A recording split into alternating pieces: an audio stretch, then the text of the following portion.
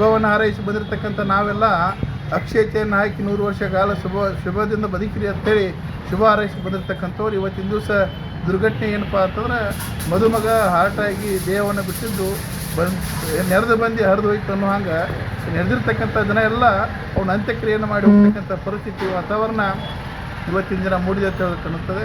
ಬಂಧುಗಳೇ, ನಿನ್ನೆ ದಿನ ನನ್ನದಲ್ಲ, ನಾಳೆಯ ದಿನ ನನ್ನದಲ್ಲ, ಈಗೇನು ಬದುಕಿದ್ದು ಇದೇ ದಿನ ನನ್ನದು ಅಂತೇಳಿ ನಾವು ಬದುಕಬೇಕಾಗ್ಯದ.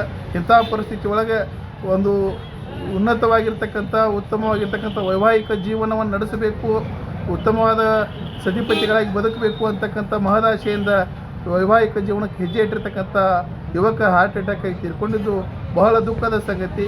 ಅದಕ್ಕೆ ಒಂದು ಕಡೆ ಮಹಾತ್ಮರು ಹೇಳ್ತಾರೆ, ಹಗರ ಕಾಲವು ಜಗಕ್ಕೆ ಬಂತನ್ನ ಇನ್ನು ಕೇಳಿ ಲೋಕದ ಆಟವನ್ನು ಅಂತಾರೆ. ಹಾಗಾಗಿ ಏನು ಬದುಕ್ತೀವಿ ಇದ್ದಂಥ ದಿನಮಾನ ಈಗಿನ ದಿನಮಾನ ಇವತ್ತಿನ ದಿನಾನೇ ನನ್ನ ದಿನ ಅಂತೇಳಿ ಬದುಕಿ ಹೋದ್ರೆ ಭಾಳ ಯಶಸ್ವಿ ಅಂತಕ್ಕಂಥದ್ದು ಭಾಳ ಮನಸ್ಸಿಗೆ ದುಃಖ ಆಗತ್ತದ. ಆ ಪರಮಾತ್ಮ ಸದ್ಗುರುನಾಥ ಪ್ರವೀಣನ ಕುಟುಂಬಕ್ಕೆ ದುಃಖ ಬರೆಸ್ತಕ್ಕಂಥ ಶಕ್ತಿಯನ್ನು ಇಲ್ಲಿ ಅವನ ಆತ್ಮಕ್ಕೆ ಚಿರಶಾಂತಿಯನ್ನು ಒದಗಿಸಲಿ ಅಂತೇಳಿ ಪರಮಾತ್ಮನಲ್ಲಿ ಪ್ರಾರ್ಥನೆ ಮಾಡ್ತಾನೆ.